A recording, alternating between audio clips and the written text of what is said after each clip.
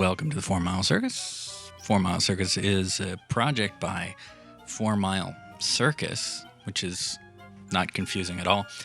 An independent media services company in Brooklyn, New York, offering all sorts of wonderful services for video and social media and just like awkward moments that we can just like build into your life. And on this podcast, we talk to independent artists, media makers, fancy people, fun people, entertaining people, people who aren't us, mostly. And my name is Sean Mannion, and I'm one of the hosts of the show. And the other host of the show is you keep staring at me during every intro, wondering when the hell I'm going to stop. Is it now? No. I think I'm just going to keep going. Just introduce yourself, Nicole. Come on. Would you just introduce yourself? No intro today. Sorry. I'll add intros. No intros for Nicole. Well, this is part 2 of our conversation with Annie Malamet. What would you say? Interdisciplinary media artist, curator, and unfortunate captive here in my apartment. That as well. So last time we talked about your work, specifically about remixing the music video by Tattoo, and a lot of other things kind of born out of that, and a little bit about your curatorial project, Fatter IRL. And so how do these projects come together? We talked to a lot of filmmakers, we talked to a lot of musicians, and that all costs money. I assume this stuff costs money. Yeah. How the fuck do you get that shit going, man? Well, so this is, I guess like another part of my aesthetic is that I don't have a lot of money. So I work with what I have. That's why I started really using my phone to film things instead of like a really nice camera. When I was in undergrad and graduate school, I used to use like the 70D like all the time when I would film things. And then I realized like I don't actually like this. I just am doing it because I feel like I have to use this expensive, nice camera that I have access to. But then my camera got stolen and I couldn't afford to replace it. So I just started, I realized like I was also more interested in found footage or found images. And then I started working a lot with that. And I started working a lot with mobile video. And like, that's really like, that's a class I teach at SVA is called accessible photography, but we talk about video as well. And it's artists who use their phones and computers to make work.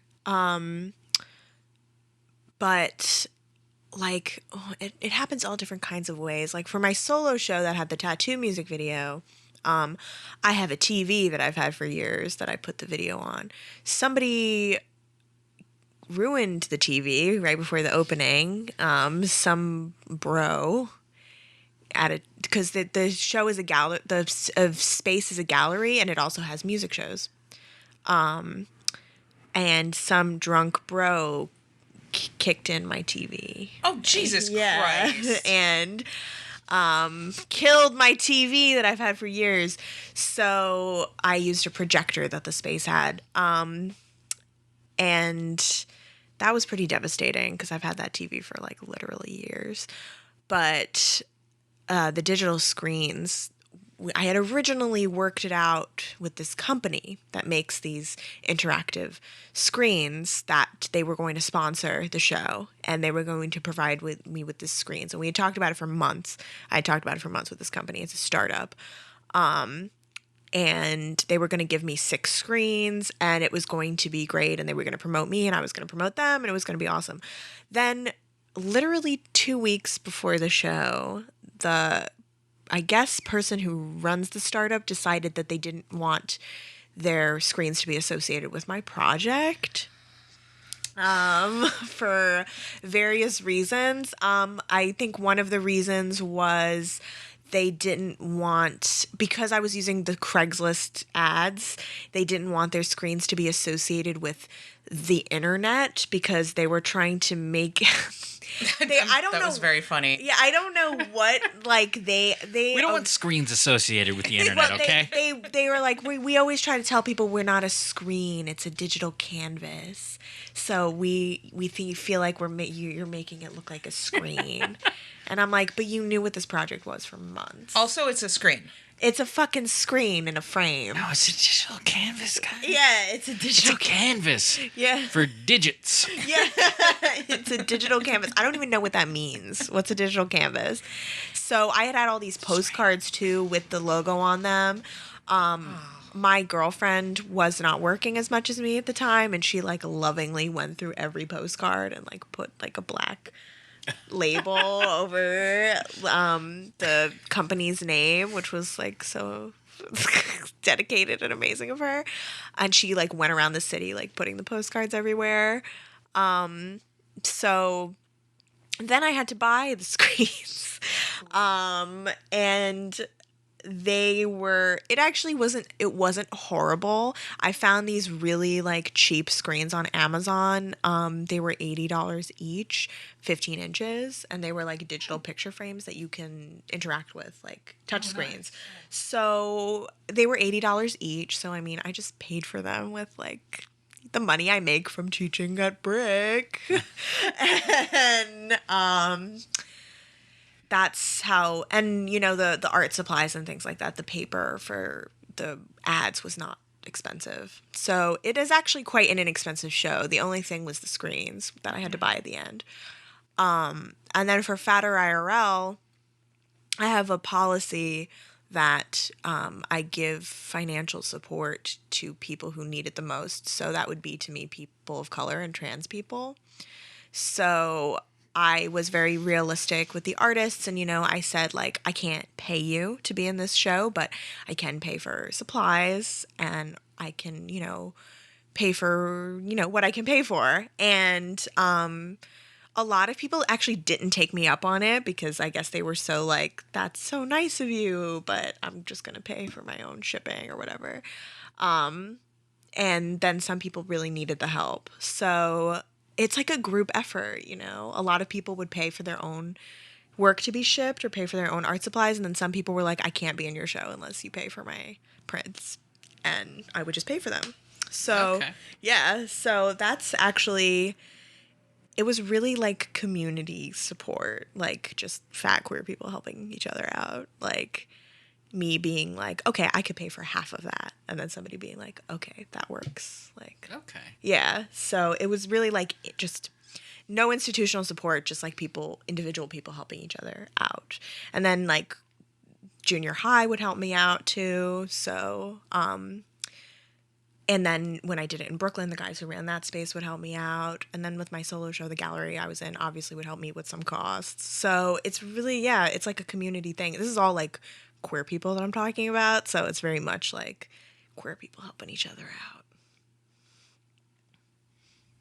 Community. Yeah, exactly. Yeah. What it should be. Yeah. And when I flew to LA, I had like mile points and like a free night on hotels.com. Oh, nice. Yeah. Nice. So nice. Nobody paid for me to go out there. I paid for myself. Okay. The gallery had offered to do it themselves, so I didn't have to come out and pay for it, but I wanted to go. So it wasn't a huge deal because I had saved up for it.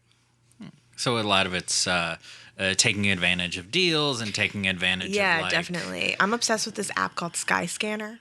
If anybody... I have heard of this. What is this? Skyscanner, it just like tells you the cheapest flights for stuff. Yeah, yeah. So I went to LA round trip for $400. That's nice. Yeah. That's nice. Yeah. Literally downloading. Also, my rent in New York, like for New York, is crazy cheap. So I'm able to that helps. And also, you're talking about kind of like a mutual aid model where people who did not need the financial support were like, no, I'll cover it. They were super honest. Like I sent out an email to people that was like, I give priority to people of color and trans people for financial support. I'd be honest, like I work at a nonprofit, like I don't make a ton of money, so like please be honest with me with the help that you need. And people were honest. So it's, you know, like pretty much everybody was like, no, I'll pay. Like, I'm happy to be in the show and I'm happy to send my work out myself. And then people who are like really needed the help were just honest about it. Yeah. And were like, I actually can't afford to buy prints right now. Mm-hmm. So. Yeah. I think if you come at people honestly about most things, especially funding, Yeah. a lot of people, at least you can tell, like that divides out people pretty easily. It's like people who are like, okay, yeah, no, I'm like decent, honest people will come at you like that, and the shitty people will be like, well, I don't know, you need to Right. And I mean, I literally did everything for the show. Like, I hung everything. Like, I mean, with Junior High with Faye, and I organized everything, and you know, I got everything back to people at the end of the show. It's a lot of work. So it's a lot of work. So people acknowledge that I was doing a lot of unpaid labor. I mean, you know, I was like, this was something I just am passionate about, and was using the money I make from my real job to like fund it. So people were respectful of that. There's a lot of controversy right now in the art world about paying artists and paying marginalized artists. So I was very conscious about that. There's a group called Get Artists Paid, and they kind of like go after big institutions that don't pay creatives. But, you know, I'm not like Vice. No. So it wasn't really a problem. People understood that, okay, you're just like this queer person who's like funding everything yourself. And I made it very clear with people, because sometimes people, they see that you've gotten a lot of press, and, you know, you curate your life on Instagram to make it look a certain way. And I was very clear with people, like, just because, like, I got a lot of press for this show, and, like, just because I do these various things does not mean that I, like, am in any way institutionally supported.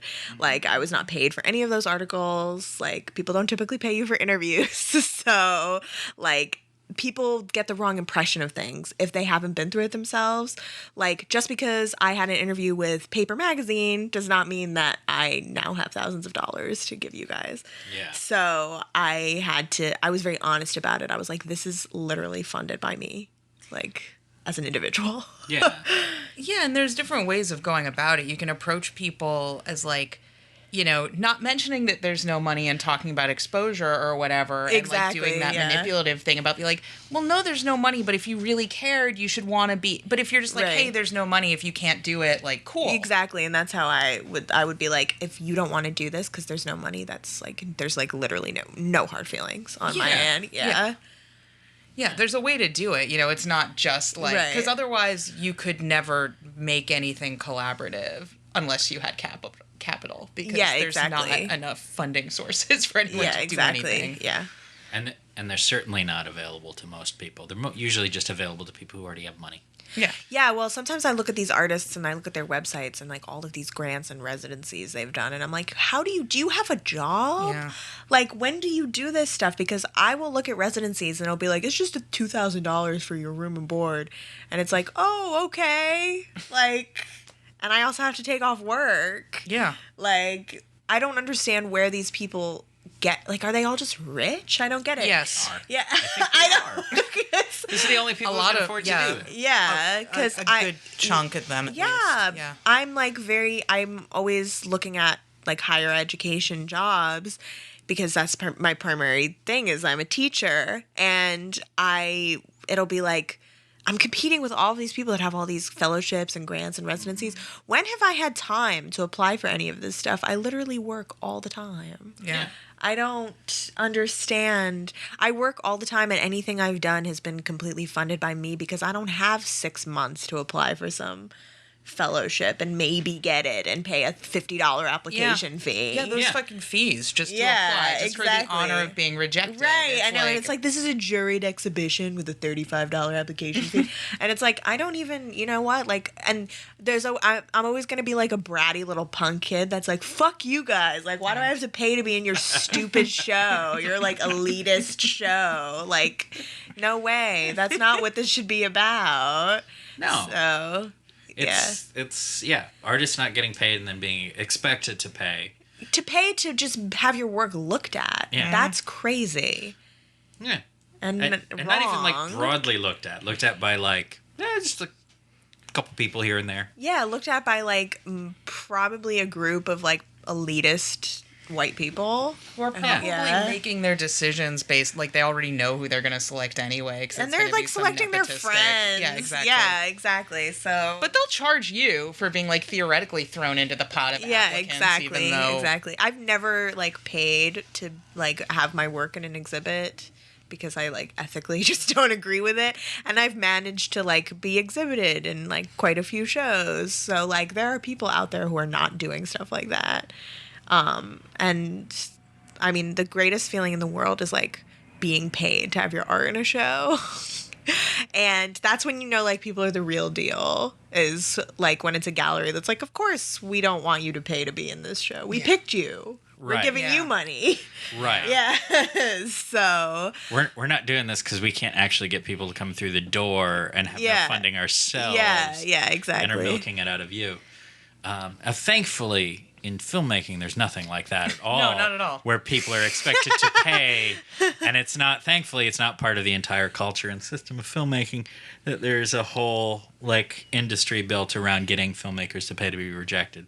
I wasn't just reading an email or anything from a film festival inviting me to submit, giving me a small discount even on the submission fee. Oh, so I only Was it 5%? No, it was actually a 50% deduction, but it still was like $20 or something to submit a short that they were soliciting, a specific short from years ago. And I'm like, are you asking to submit because you want to screen the short? That would be different. Or are you just like, this is how you're getting your submission fees, and this is how you're like getting is by like. I don't understand why they wouldn't just ask you for the short to be in it. That's what I'm saying. Because at first it seemed like it was that, but I'm like, no, you're inviting me to pay you to consider this short that you're specifically asking me about. Like, they're inviting you to be rejected, Nicole. You know? Don't you want to be rejected? We all yearn for rejection because it builds character. And I haven't gotten enough of it. Certainly not. I just haven't. That's just so absurd to me. Like, hey, we would like to invite you to pay for us to look at the short that we want. If it had been like, will you submit? We're not guaranteeing you're in. Here's a waiver. Right. Okay, fine. Yeah. I'll go on Film Freeway for 2 minutes and like, send you my short. But like, we would like to invite you. We're very interested in this specific film of yours, and we will offer you a discount on our exorbitant. Right. I realized at some point, like when I was, making my own work in grad school and stuff, and I had institutional support then because I was like paying all this fucking money to be there. Like I had all these cameras and lights and like people I could work with, like peers and stuff. And then I was like, I'm not going to have this forever. So people were like, you never take advantage of the equipment. And I was like, because this isn't real life. So I started, pursuing other ways to make work. I was like, this is too much. I can't pay any of these people to be on a crew. Like, I don't want to go. It's just not, I'm very independent. And I was like, I got to find some other way to make the stuff I want to make. And that's when I started using like readily available things and like reappropriating stuff, and like that's when I found my real like artistic interests, just by not having money.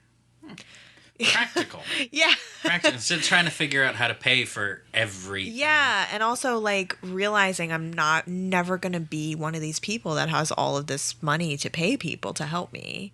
So how can I do everything myself and then like pay here and there when I need to? I mean, those kinds of constraints can be very inspiring. Yeah, for sure. Definitely. Yeah.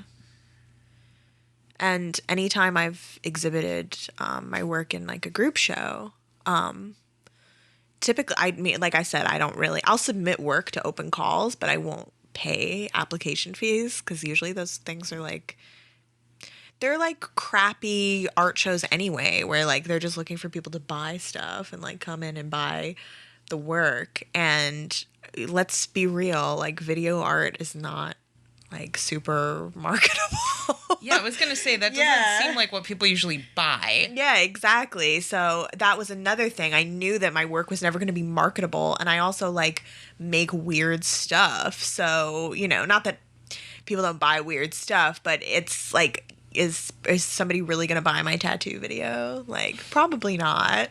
Are they going to put the installation up? Like, Yeah, in your exactly, living room yeah. for people to see? Like, how does Remixed that tattoo work? video I on w- a loop in right. your living room forever. I was in an art show at this gallery called Reverse in Chelsea, Manhattan. That was like my big Chelsea moment.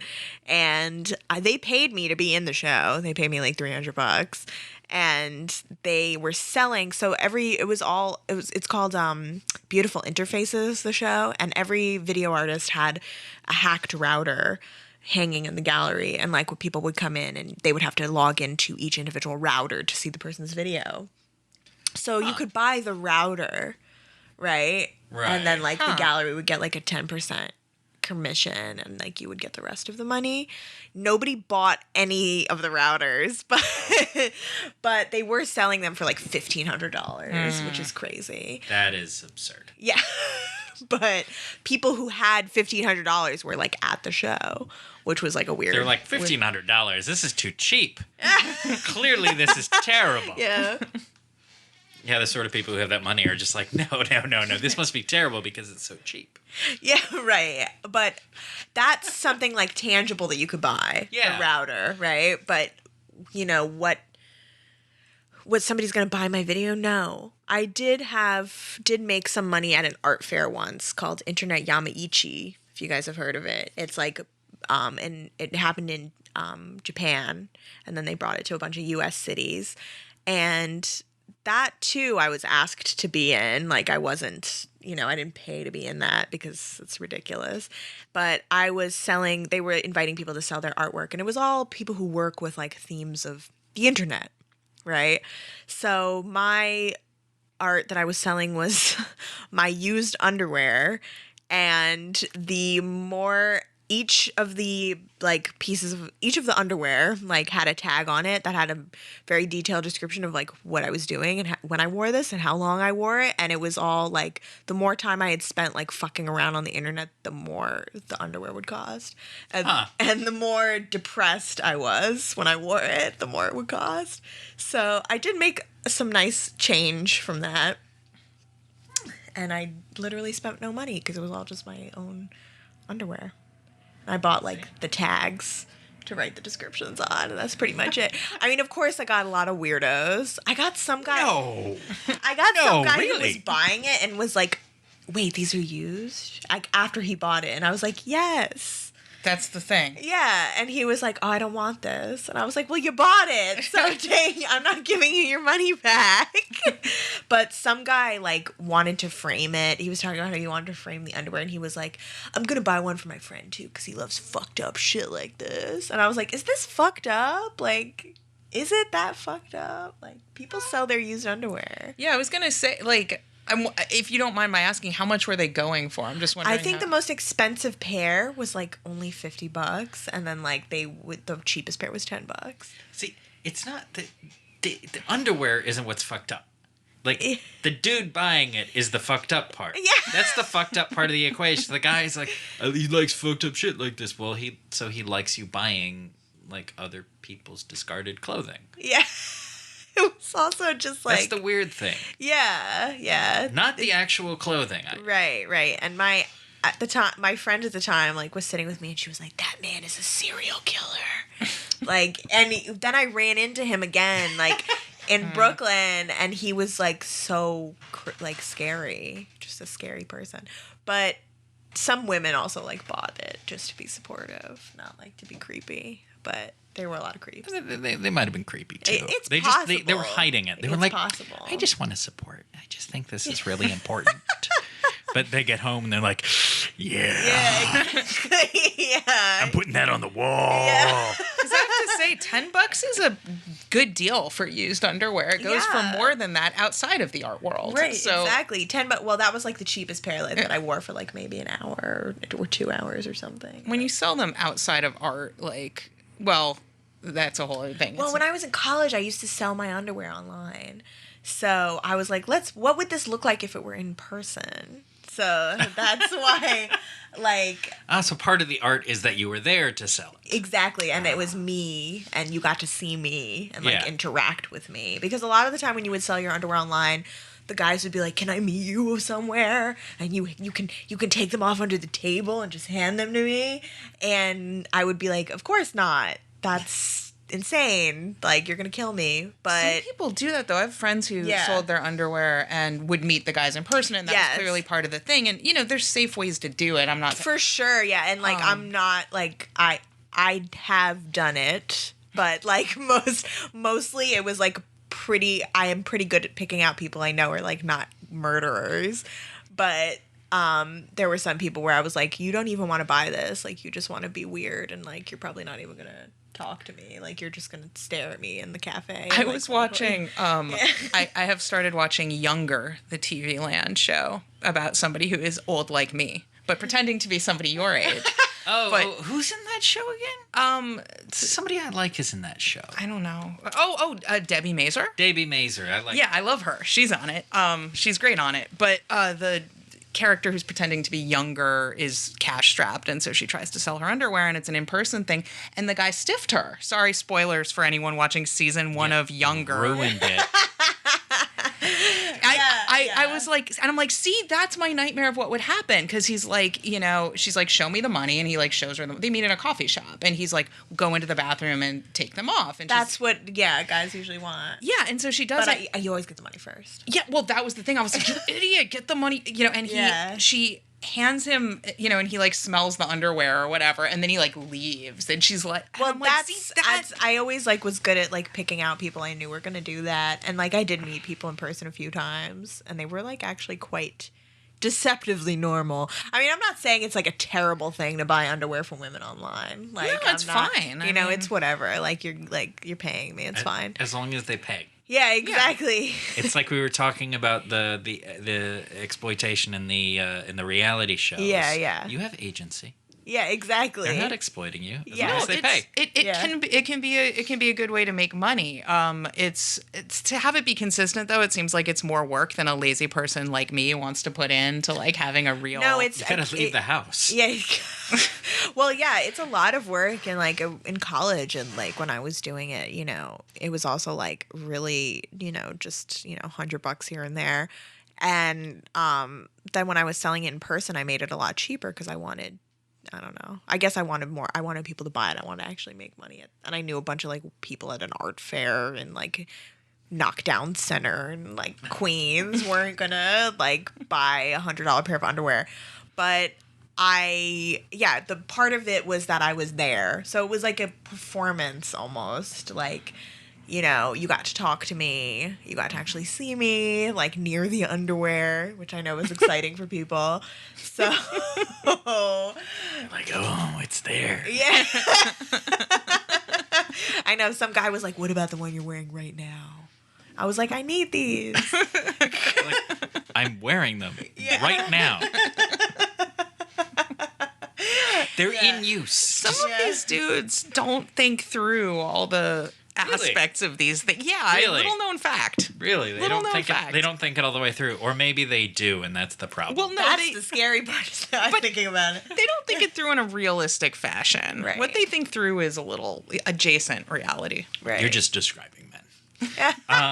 I can say that. Actually, everybody can say that because you either experience it or you just live it. Oh, I had another question for a second, and now it's gone. I'm a terrible interviewer. Yeah, you are. Yeah. Worst. Yeah. Do you guys want to play a game? Sure. Sure. Yeah, let's play a trivia game this time. It will be even more unfair. Will it be multiple choice though? It will be multiple choice. Good. Now, it's somewhat thematically based because Annie is a curator. And so we will do some trivia on curing, which has nothing to do with curating, but Like share some letters. That may. Apparently. Actually, we're going to cover the gamut of what curing means. Oh, okay. So it's not even a consistent theme. Great. So, question 1. Jonas Salk, developer of the polio vaccine, sort of a cure for polio, it's on topic, sort of, was married to which art director of the Virginia Woolf Quarterly? Whoa! Of the what? The Virginia Woolf Quarterly. I didn't even know that that was a thing. Exactly. Okay. Was it Emily Carpenter Gates, Jamie Janos, Francois Guillot, or Grenadine Flauta? The first one, Emily. Emily Carpenter Gates? Yeah. That's what Annie said. I'm going to go with option B. Jamie Janos? Yeah. I'm sorry, the answer was Francois Guillot. Oh. The name that I thought sounded like that, but Francois is usually a dude name. It's And actually- an old. it's- I might be pronouncing it incorrectly. Oh. Franc, the C with the little squiggly. No, Francois is a O-I-S-E. gender neutral name. Ah, I was wrong. But my mind also went there. I thought of Francois I've known. See the name that I remember making up, because I actually wrote these a while ago, was Grenadine Flauta. That's pretty obvious. It's a good name though. I like. Yeah, like I was the like, name. It's like it almost sounds like it. I like that name. So nobody got that one right. I guess not. Unfortunately. So curing in food preservation often involves smoking. In New Zealand, smoking fish is often done using sawdust from which plant? The New Zealand tea tree, Oh, for fuck's sake. the kiwi fig tree, the Australian smoke palm, or the pine tree? Pine tree. Pine tree. I'm sorry, it's the New Zealand tea tree. That was my second answer. That seemed slightly more possible, but I don't know much about New Zealand, so that sounded to me like that might be something you had made up. Right. That's I told you it's unfair. Yeah, I know. You know, Yeah, you've been I have played complaining. a game before. You've with been you. complaining that they haven't been unfair enough lately. Oh yeah, was I? Yeah. Oh, I must have forgotten. You're like, this one was easy. And now they're not easy anymore. All right. So question number 3. Curing in polymer chemistry refers to a process of doing what to a polymer material? Is it A, softening it, B, hardening it, C, making it transparent, or D, turning it into booze? Turning it into booze. I'm gonna go with softening it. The correct answer is hardening it. Jesus Christ. This is the first time in a while that everybody's been 0 for 0. Yeah, that was just a shit show.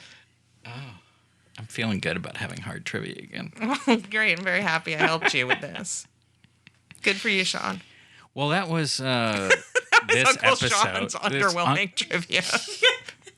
unfair, underwhelming trivia about curing, which is mildly related because of letters that it shares with Curator, because we've been speaking with Annie Malamet about what she does and how she gets that out there into the world and funds it and stuff. And we're 4 Mile Circus, 4milecircus.com, 4 Mile Circus on Twitter and Instagram and Facebook. And Annie, where can people find you again? You can find me on Instagram as Fat Goth, FATGAWTH, and my website, AnnieRoseMalamet.com, and I guess LinkedIn. What is it? LinkedIn. Annie Malamet, yeah. You can link. Yeah, a lot of people try to pick me up on LinkedIn. Really? Yeah, I guess because I I'm have like sorry. a cute picture. Okay. Yeah. But it's LinkedIn. Yeah, I know, Yeah, it's of really- all places. Yeah, it's very You really, strange. does someone really think their great romance is going to start and someday they're going to be telling people, I hit on her on LinkedIn? Right. It's pretty. Nobody wants that story. If you've met somebody that you've had more than 3 dates with through LinkedIn, I want to hear about it. Right. So please email us info@4milecircus.com, because I'm totally serious. I really No, I do wanna hear too. about that. I'm in. That's cool. You can tell us. But We'll listen. We're good listeners. Are we? We're good at pretending to listen. We are both good at pretending to listen. This used to be a part of our job. I'm That sorry, came out I wrong. lost track of what we were talking about. So we'll see you guys next time. Bye. Bye. If you like what you heard, please subscribe to us on iTunes, SoundCloud, or your platform of choice. Please visit us at 4milecircus.com to learn about our other projects and services, and be sure to follow us on Twitter, Facebook, and Instagram at 4 Mile Circus.